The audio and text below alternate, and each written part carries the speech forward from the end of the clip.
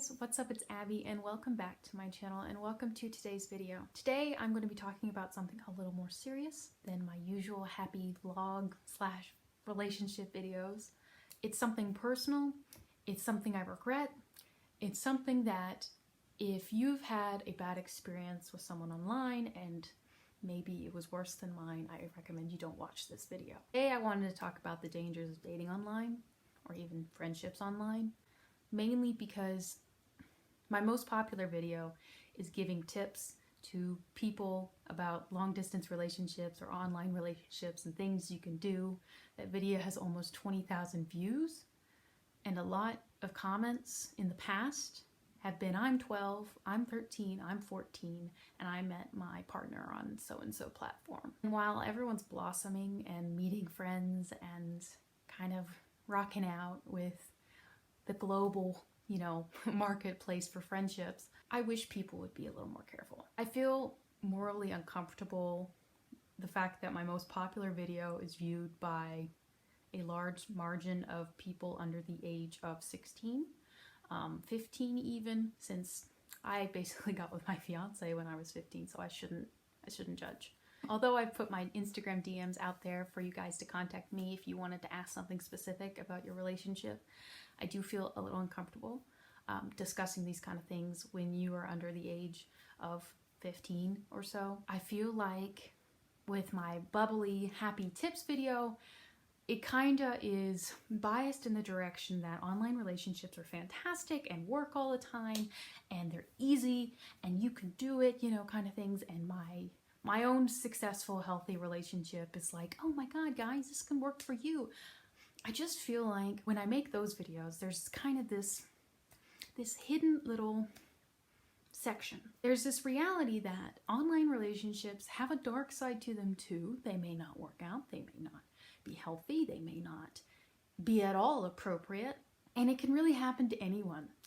And especially when you're younger and your brain isn't completely developed, and maybe there's this power dynamic, you don't realize who you're necessarily talking to. While meeting my fiance after we had met online was probably one of the happiest moments of my life. I'm very fortunate. He was a great guy and he's fantastic. He's like my perfect match. Hell, I just played Minecraft with him for 3 hours. I could talk to him for like the rest of my life and never get bored. Regardless of that, I was very fortunate to meet someone so fantastic. Sometimes you meet people online who aren't fantastic, who are toxic, who are mean, who either are manipulating you or it brings out these bad sides to you, whether it's a friendship or whether it's a relationship. Meeting people online can be rather dangerous because although you've talked to them for months on the phone and you talk to them the months playing games and stuff, when you meet them, you really don't know them. When you meet them is when you start getting to know them. And I think my fiance would agree with that because we did talk for 10 months before we met in person, but when we met in person is really when our relationship began. While our date is 10 months before that, that initial meeting is really kind of what set up the next almost 7 years now, is that first time and understanding our dynamic and that moment. I wanted to highlight that online relationships aren't all like peaches and cream, I mean, it is like any other relationship. There are potentials for risk, but sometimes I feel like there's even a greater risk because you don't know who you're talking to just because they're not in your local community already. You aren't aware of them because they're not surrounding you normally. Not everything is fantastic. And to explain that, I wanted to tell you my personal experience in meeting a man in 2012. I think 2012 or 2013. I was 12 or 13 years old. Can't quite remember if it's which year it was. May have even been a 2011. But I was, again, 12 or 13 years old, and I pushed and pushed and pushed my father to take me to London. Back then, I was really into this role-playing server. It's the same role-playing server on Minecraft that I had met my fiance. And I really, really, really loved. I was like obsessed with the UK. I mean, to be honest, I'm not sure I'd want to go back to the UK, at least until I kind of get over this whole thing. I was like obsessed with the UK. I was like, I'm going to live there. I'm going to do this. And that was largely due to the fact that this role-playing server on Minecraft was based in, it was based in the UK. All the people I was friends with, they all lived in the UK. And I was really, really close to this one guy. Remember, I'm 12, 13 years old. This guy was 19 or 20. I'm pretty sure he was 19 at the time. And that's a 7-year age gap, 6-year age gap. And while if I was an adult and that was a 6-year age gap, not as big of a deal. But I was a child. And I was pushing my dad to take me to London because I really wanted to meet my online friend because I was being clueless with my heart.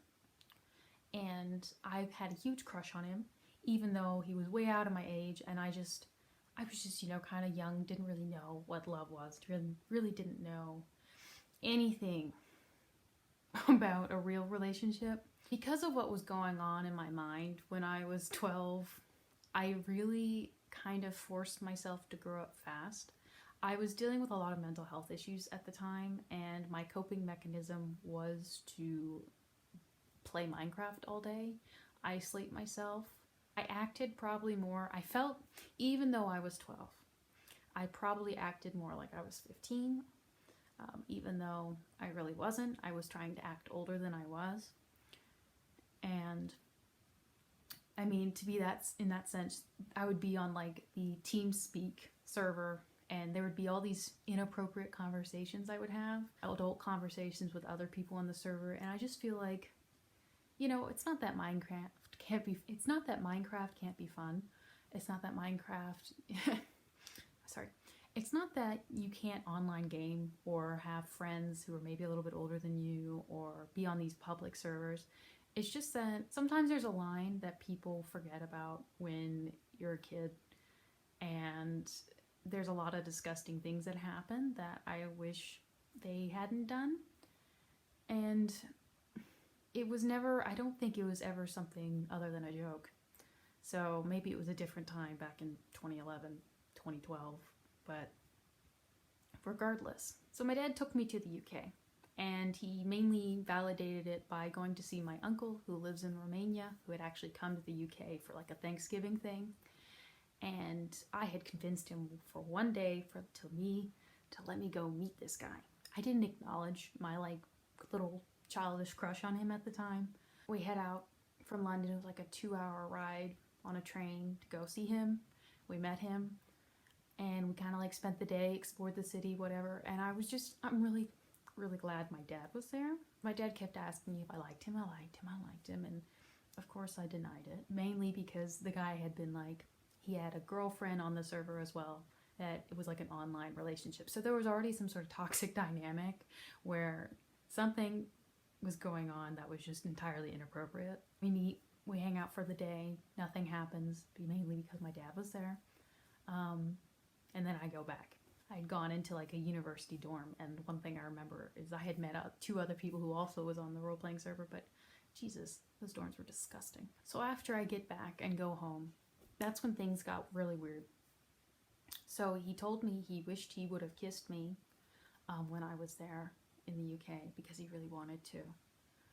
And then he had told me he had, this is very nauseating, he had told me that he had had a dream that I had had his children. I remember I'm 12 years old. I was coping with mental issues in which I isolated myself to this role-playing server. I'd isolated myself to a bunch of people I was talking to online. And while I did meet my fiance in that manner, I didn't think about it. You know, I may have been one of those kids who would watch kind of a video like that I've posted about tips and stuff to maintain stuff like that. And I want you to think about it. If you're in that age range or if you're older, just tell people what's going on. Keep people in the loop. I always hid things going on. And if I had told my mom or I told my dad, you know, what had actually been going on, I think they would have removed my access. But, you know, I wouldn't feel so repulsed. I wouldn't feel so, I'm just glad nothing happened. I'm glad he didn't kiss me. That would have been absolutely horrid. I'm glad that even though there's some sort of like, after I had gone, there was some sort of big falling out.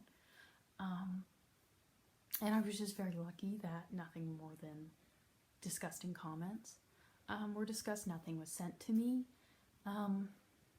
Just a 19-year-old crushing on a 12, 13-year-old. Online stuff isn't always safe. I know this is probably a hard conversation. I'm being very slow and very careful with how I phrase things, and I've wanted to share that story sooner, but I've just never really wanted to talk about it. You know, my whole channel, at least a lot of the videos that a lot of people click on and subscribe for, is all my tips on relationships. And when I've thought about it many times, removing my tips videos, because whenever someone tells me that they're like 13 years old and they're watching my videos for their relationship advice, I think about when I had this bad experience, and I think about just like online safety. And while I've talked to some of the people in my Discord, especially the older crowd, you know, they say a lot of my videos are helpful for tips like that and kind of in the beginning of a long distance relationship on how to do things. So I left them up for that reason. But I wanted to get that out in the open. I wanted to talk about it. I wanted to say that, you know, you have to be careful when you meet people online. If they start being abusive, if they start being manipulative, they are not entitled to speak to you if they treat you poorly. And, you know, if you are under the age of 18 and they are significantly older than you, do not be talking to them. Do not. Although many people probably won't like me saying this, you need to be careful with who you talk to. You need to be able to step back, let your heart do what your heart's doing, but use your head and think about it. Is this relationship safe? Are they treating me right? Are they my friend? You know, I know it's hard to shut the door on people that you care about, but you have your life ahead of you. And while in the now seems like everything is focused on this moment. Everything is focused on these people that I'm talking to right now. Other than Oliver, I do not speak to any of those people anymore. It does not matter now that I'm 21 years old, that the people I spoke to when I was 12, it's not like I deserved to be talked to like that. And they don't, you know, I should have, after he has said that, I should have stepped back, cut him off, moved on. Instead, I ended up getting in a worse situation, ended up making my already difficult mental health at the time get a little worse. And then I met Oliver, and things changed.